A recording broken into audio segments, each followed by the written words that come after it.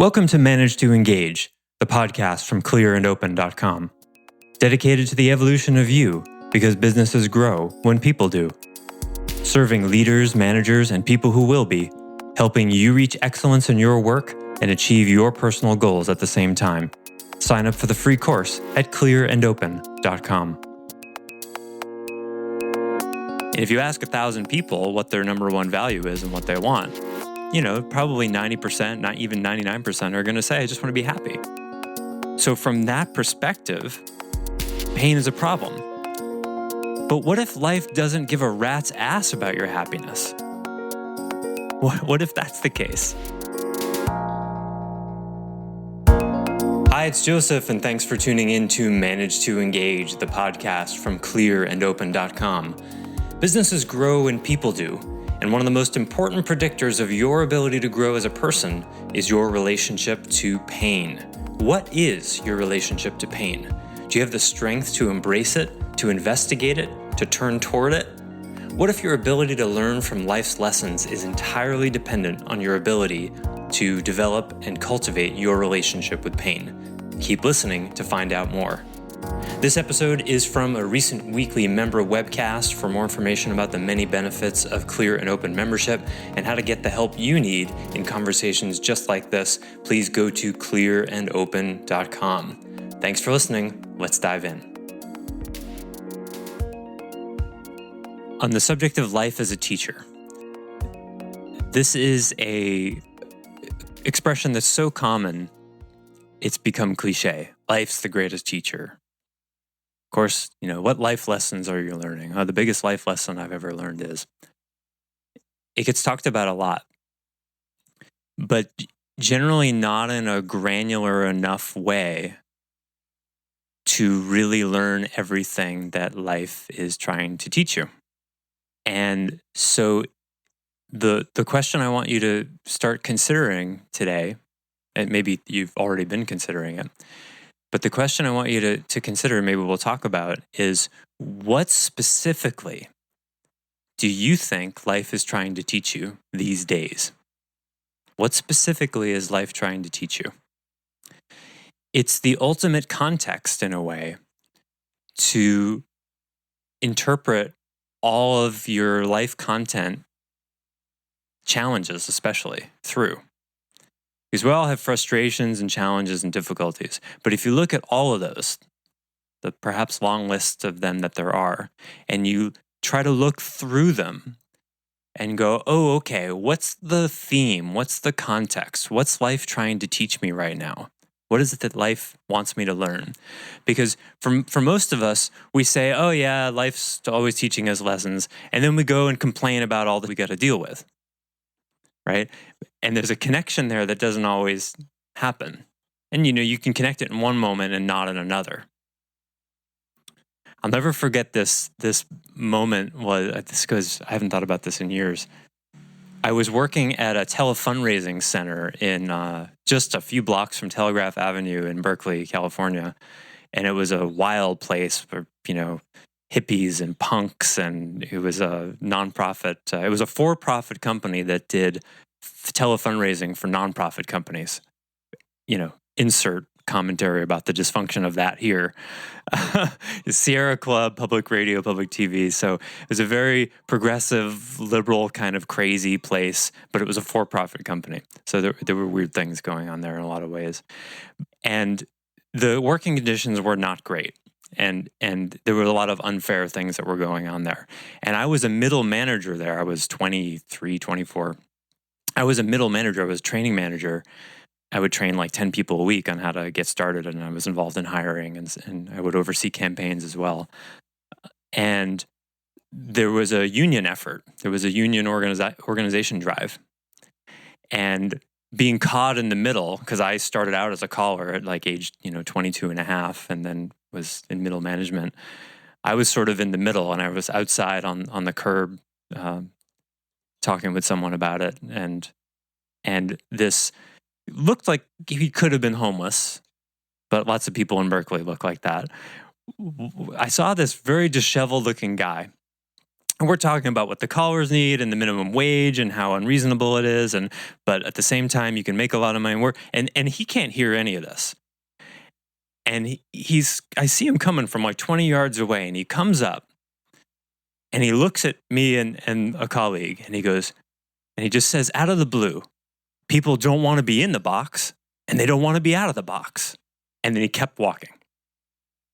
I almost fell down. I mean, he just summarily thematicized everything there was to say about unions and the management troubles. And it still gives me chills to think about it.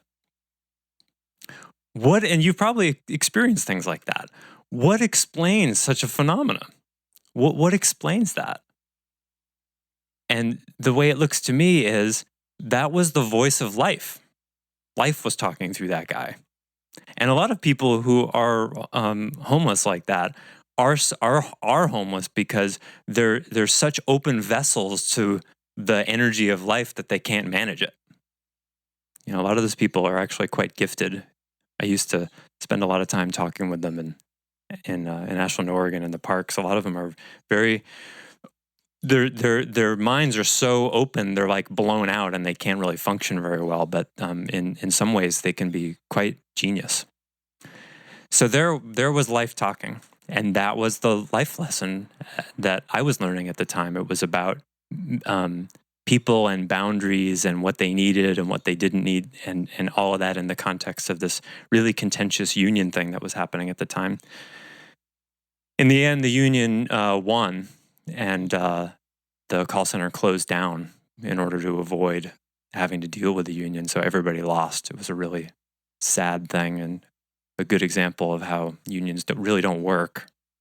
But that's another story. So what life lessons, what specifically is life trying to teach you? Because if you really get that and you're really abiding with that, then everywhere you look, you're going to see it like a fractal. It's going to be everywhere. And the more frustrating something is for you, and the more unmanageable it seems, could be related to that you're not seeing that content frustration in the context of the life lesson that it is. And this happens all the time when, I'm always using the example of people dating the same person again and again and again, and another relationship ends and why is it that men are always, why is it that women are always, why can't I just, and the more frustration there is there, usually it's because there's the least amount of surrender and recognition of, oh man, I did it again. This person was my mother, this person was my father. And, often eventually that becomes clear. But what about that gap? How quickly can you see the content in the context of what life is trying to teach you? Because the smaller that moment is, well, the faster you learn. And what happens when you don't learn the lessons, when you don't listen to the whisperings that life is trying to offer you? What does it do? It tends to get louder. Tends to get louder. So this is entirely self-interested. And this, I really think, fits pretty much any spirituality or non-spirituality you want to subscribe to. You can call life God, you can call it the non-dual, you can call it whatever. You can call it whatever you want. You can say that it has nothing to do with spirituality at all, but there's this kind of survival of the fittest biological determinism thing that wants us to evolve as aware beings just from a purely survival standpoint. You can come at it that way. You can come at it purely scientifically and biologically. It works that way too. But I think it's pretty hard to argue, and you look at your own life and anyone else's life, and you look at the long story arcs in it, something, someone, somewhat, I don't know. Who knows? We can't really know. But something really wants us to grow in awareness. And when we don't listen, it gets louder. And it will win. It will win. Reality will win. When it wants to show you something, its strategy How intentional it is or not, I don't know. People with money issues, the money issues will get bigger until you learn your lesson. People with romance issues, the drama will get bigger until you learn your lesson. People with housing issues, people with issues breaking stuff, people with responsibility issues, it's going to get bigger and worse because what else? Pain is the way life gets our attention. Pain is the way life gets our attention. But look at the amount of dollars and resources in our world that go into making pain go away. Right? Now, useful tool for sure. I mean, there are absolutely times where you want to be able to make pain go away. You know, like if I need to have my arm amputated, I don't think it's going to serve me spiritually to feel that happen in process. Maybe, but I don't think so. I'd prefer not to feel that. But when you look at the amount of dollars, the industry in our world of the amount of money that goes into escaping from, alleviating, repressing pain, that's our relationship to reality. That's our default mode. We don't go, oh, pain, how interesting. I wonder what it is life's trying to teach me. We reach for the bottle of Advil or for the bottle of liquor or for the joint or for the, blockbuster movie or anything that will take our pain away. Absolutely in the medical industry. Yeah. And look at what's in the news these days is how heroin use is on the rise because people are getting so hooked on opiates in hospitals and from their doctors. And then it's easier and cheaper for them to get heroin off the street when their doctors want to cut them off. Because, and we have Michael Jackson and Prince and many other people are getting really hooked on this stuff. There's a psychological thing. It's like having the access, having it right there, having that access to, I can change the state of my pain any moment I want. There's a difference. Taking the pill is one thing. Being able to take the pill at any moment is another thing. That's how we orient toward pain. And it's painful being a human being. There's a lot of it. So it's hard. But what if we related to our pain as growing pains? What if these were growing pains that we managed and sought to learn from rather than saying, well, the point of my life is to be happy. I just want to be happy. If that's the number one value, if happiness is your number one value, then all pain is then cast as an obstacle to your happiness. That's what happens. And if you ask 1,000 people what their number one value is and what they want, probably 90%, not even 99% are going to say, I just want to be happy. So from that perspective, pain is a problem. But what if life doesn't give a rat's ass about your happiness? What if that's the case? If that's the case, because it doesn't look to me like life cares about our happiness. I don't see that. You've heard me say this before. I don't see BLTs growing on trees. I don't see even here in Maui, it could get cool at night. You can't just sleep outside. You'll get bitten by things, eaten by things in some places. It's a tough place. I did a little weeding randomly a couple days ago, and I have this itchy rash on my hands, and I'm not even allergic to poison ivy, and there's no poison ivy here or poison oak, so I don't know what it is, but something got me, and now there's pain, right? This is how the world is, right? You can just get gotten by all sorts of stuff all the time. If life were designed to primarily to support our happiness, imagine that for a moment. It would look completely different. Sugar would be great for you. Right? You'd be able to sleep 16 hours a day like cats. Grass, you'd be able to lie on the grass and have it feel like a $3,000 latex mattress. Right? That's what that world would look like. All the ocean water all over the world would be a balmy 86 degrees. Imagine that. We could go on forever. The world doesn't seem to be designed like that. It's scratchy and cold and windy and hard, and we build these houses and make blankets and stuff and make movies to make it more comfortable. But as it is, it's not that comfortable a world. So what if it's not designed to make us happy?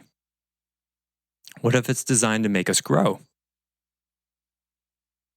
And then if your primary value is growth and happiness is second, and you go, well, I still want to be happy. I prefer to feel good over feeling bad, but I surrender to that the design of things seems to be about my evolution in knowledge, skill, and awareness. That seems to be what's called for.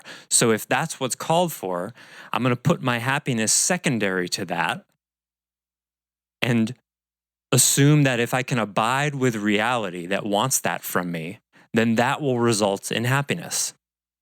That will be somehow good for me. That's the surrender. That I'm going to trust this larger force and find my happiness, my fulfillment inside of that larger thing. And that the life lessons come first and my happiness comes second. Trusting that happiness somehow will come from that. That's a kind of surrender, which you don't have much control over, right? Because what we're saying here is you don't get to decide what your life lessons are. That's kind of an important point here. Life decides that. You don't decide that. Because if you decide what your life lessons are, they're not life lessons, they're you lessons, right? And part of the design of life, this is really interesting, part of the design of life is, at least temporarily, you can turn off the lessons.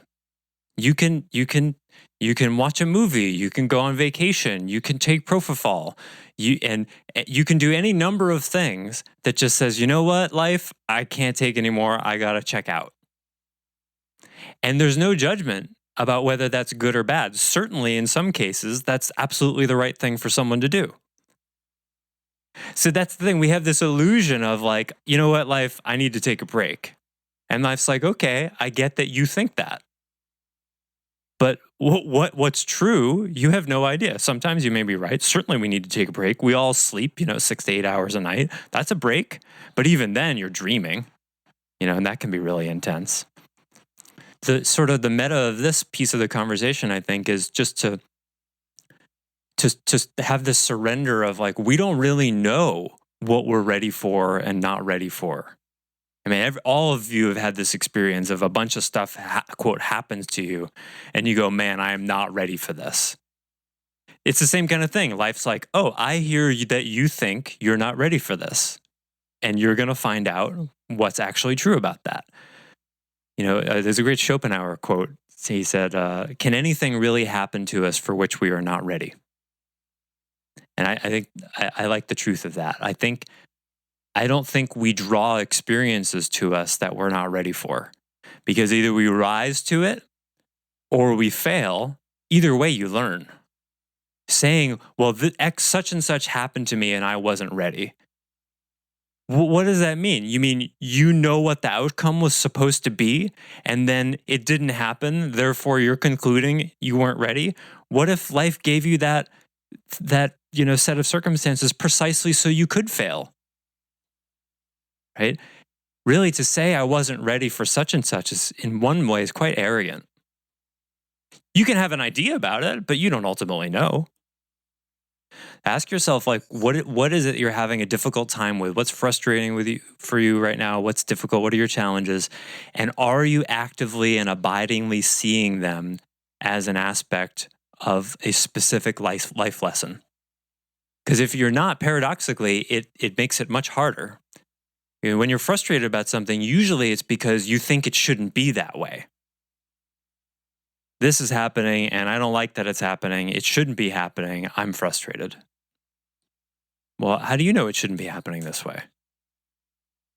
Now, this is tricky because many of the New Age spiritualists these days take this too far and start saying things like, well, everything is perfect exactly how it is. Therefore, there's no point for me to get out of bed in the morning.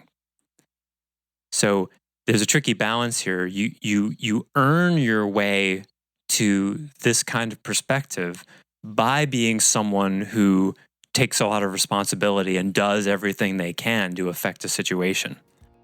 Only after you're a highly functional human being, I think, can you start to surrender to, okay, maybe this is out of my hands. You got to do everything that you can. And then if it still isn't different, then you go, okay, I guess there's a lesson for me to learn here.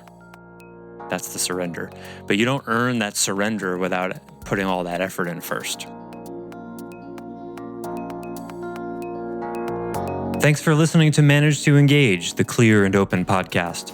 Join us next week when you'll be a little bit closer to who you're destined to be. Until then, know that Clear and Open is dedicated to the evolution of you because businesses grow when people do. Be sure to visit clearandopen.com for the latest tools, articles, and free resources to help you on your journey. Thanks for listening, and bye for now.